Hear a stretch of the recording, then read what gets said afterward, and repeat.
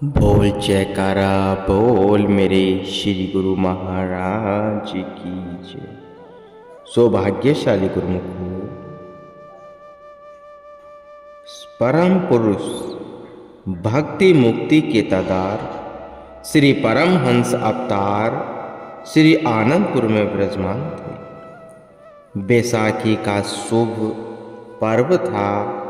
हजारों की संख्या में संगते श्री दर्शन के लिए लाभ प्राप्त करने हेतु और पर्व मनाने के लिए यहाँ एकत्र थे।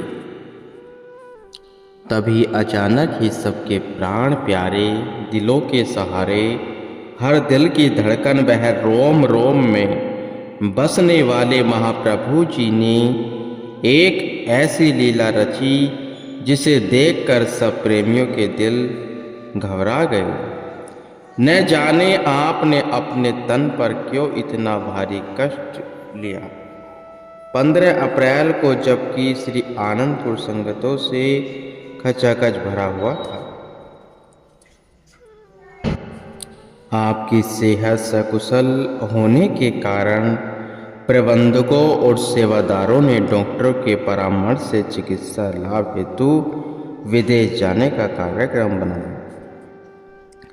सब प्रेमी सजल नैनों से श्री चरणों में प्रार्थना करने लगी, प्रभु हम पर दया करो, फसीजो प्रभु, शीघ्र अतिशीघ्र सकुशल होकर अपने पावन श्री दर्शनों से निहाल करो। उनकी विनय सुनकर आपने श्री मुख से फरमाया, आप सेवा सुमरण और सत्संग में दिल लगाना हमारी इसी में ही खुशी है कि आप भक्ति में आगे से आगे बढ़ते जाओगे।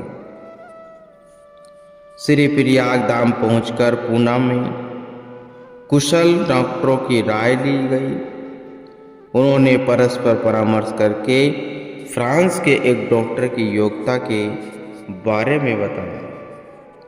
सेवकों ने श्री चरणों में फ्रांस वाले डॉक्टरों को दिखाने की विनय की।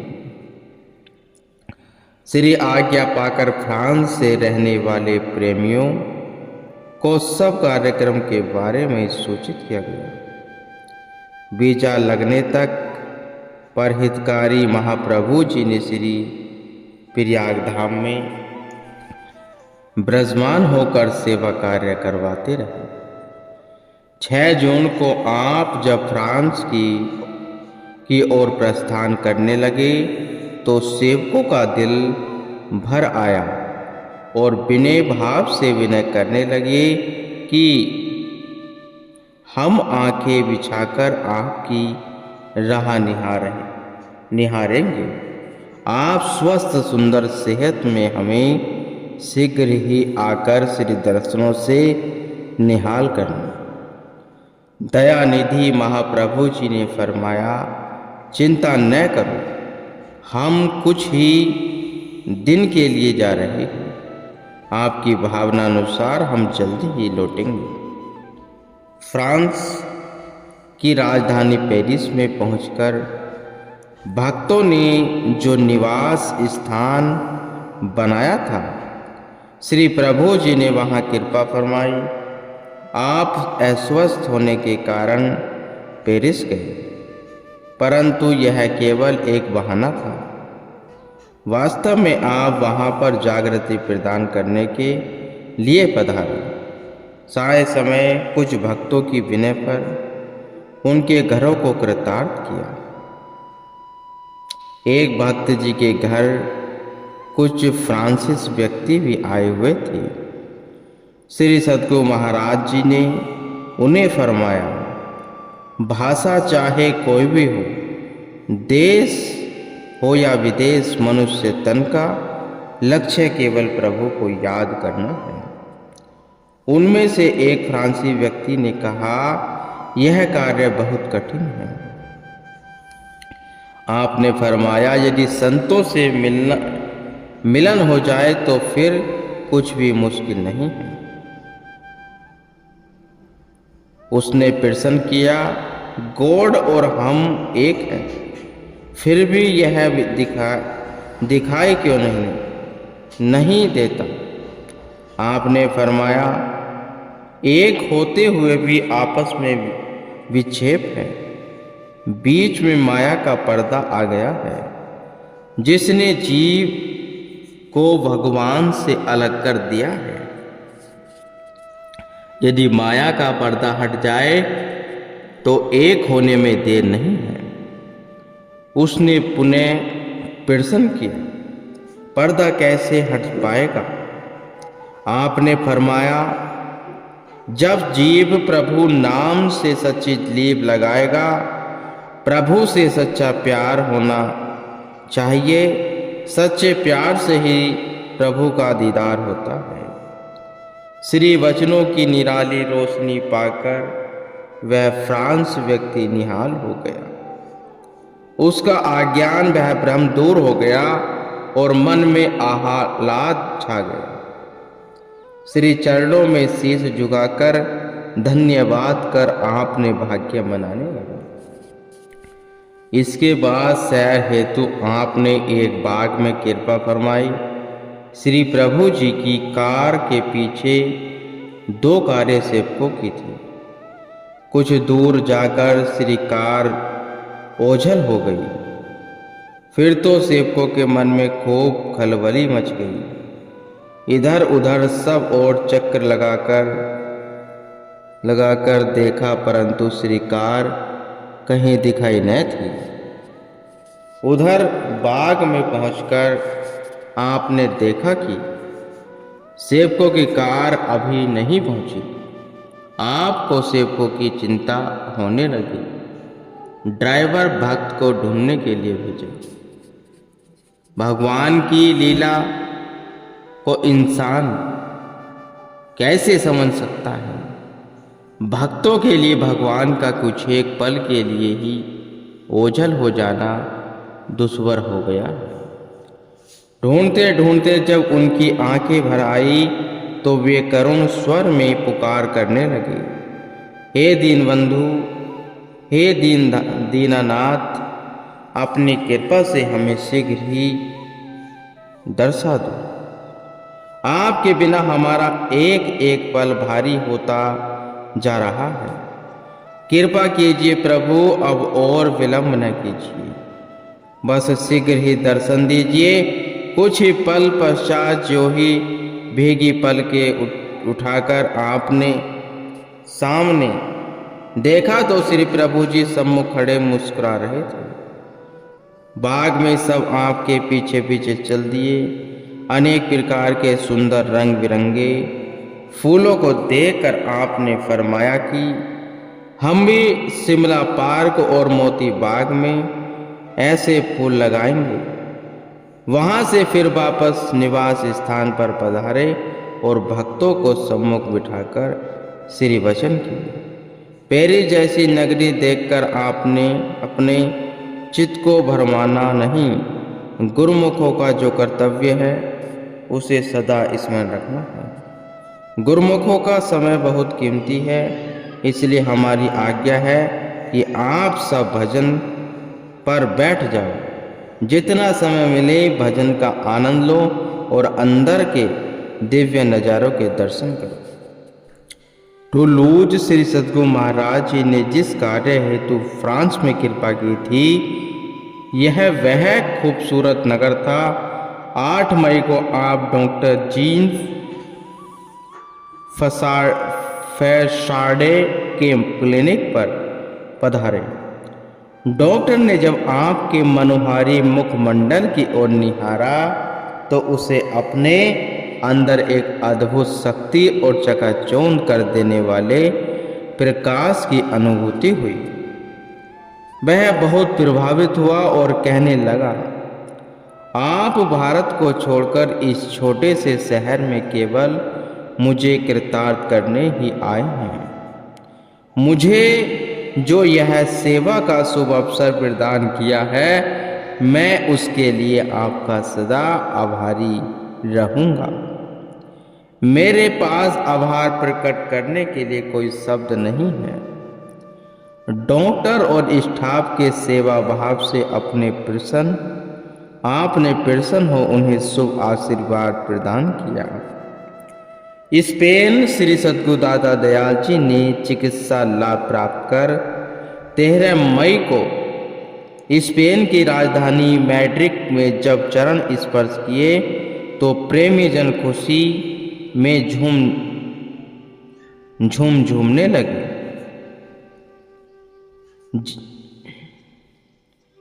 श्री परमहंस दादा जी के चरणों में शुक्राना के पुष्प अर्पित करने लगे, जिनकी महान कृपा से गुरुमुखों की पुकारे स्वीकृति एवं फलीभूत हुई। उन्होंने बड़ी उमंग और उत्साह से श्री प्रभु जी का स्वागत किया। सबसे हाल चाल पूछकर आपने अमृतवाणी में फरमाया, कुदरत ने इस संसार की रचना रचाकर जड़ और चेतन 2 वस्तुएं पैदा कर दी है। जड़ शरीर और आत्मा चेतन है। इसकी कदरों कीमत जानना बहुत जरूरी है। जैसे लकड़ी जब कारपेंटर के पास पहुंचती है तो वह उस लकड़ी को मेज कुर्सी सिंहासन आदि के रूप में बदल देता है, तो वही लकड़ी कितनी कीमती और उपयोगी बन जाती है। फिर वह भव्य सुंदर भवनों में शोभा पाती है। कुदरत ने मनुष्य को चेतन रूप में पैदा किया है। इसके रहते यदि आत्मा का काम नहीं किया तो फिर इसकी हैसियत ही क्या है। इसे 84 लाख योनियों में सर्वश्रेष्ठ बताया गया है, क्योंकि यह भोक्ता के साथ साथ कर्ता भी है। यदि अपने कर्तापन को न समझा तो यह नीचे गिर जाएगा। यदि यह मार्ग पर चल पड़ा तो परमात्मा से मिल जाएगा। अपनी अकल बुद्धि चतुराई से इसे कभी सफलता नहीं मिल सकती। दुनिया में चाहे कितने भी ऊंचा रुतबा क्यों न प्राप्त कर ले, फिर भी भक्ति की कमाई के बिना इसकी हस्ती न के बराबर है। जब तक जीव को पूर्ण सद्गुरु की शरण नहीं मिलती तब तक इसका सुधार नहीं हो सकता, जीवन में बदलाव नहीं आ सकता। उनकी रहनुमाई में चलते जाने से ही उसका जीवन संवर सकता है, वरना मालिक की प्रीत के बिना जीव मृतक के समान है। अति सुंदर कुलीन चतुर्मुखी डिआनी धनवंत, मृतक कहे आए नानकै जिहे प्रीति न है भगवंत। भाग्यशाली हैं वे जीव जो सत्पुरुषों की संगति में आते हैं और उनकी आज्ञा मोक्ष को अपने जीवन का ध्येय बनाते हैं। जो दरबार के 5 नियमों की श्रद्धा से पालना करते हैं वे जीव ही सद्गुरु की प्रसन्नता के पात्र बनते हैं।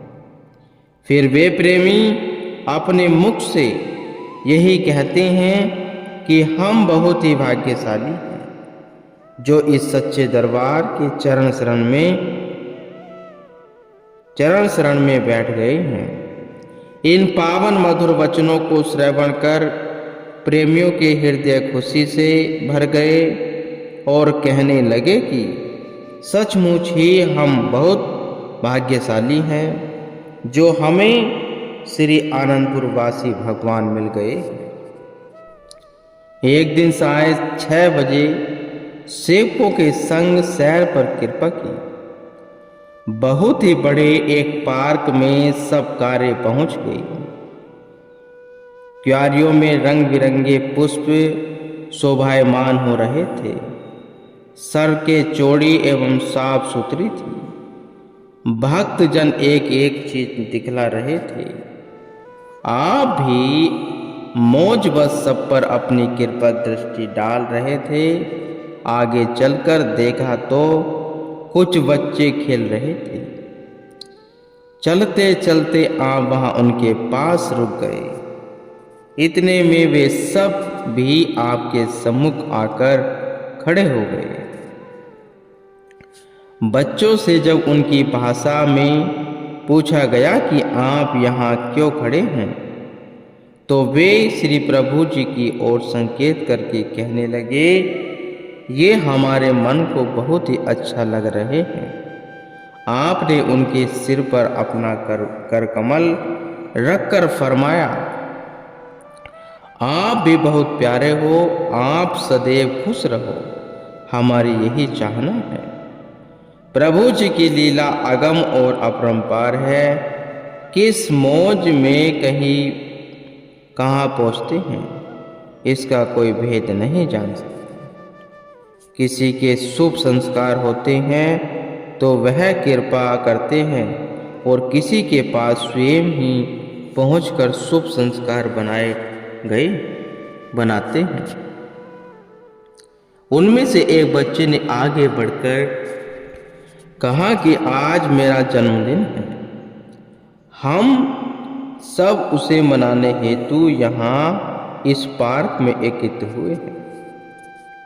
आपने उस बच्चे को कर कमलों से कोक, चॉकलेट, टॉफियाँ दी। वह खुशी खुशी आपका धन्यवाद करने लगा। फिर अन्य बच्चों को भी प्रसाद दिया।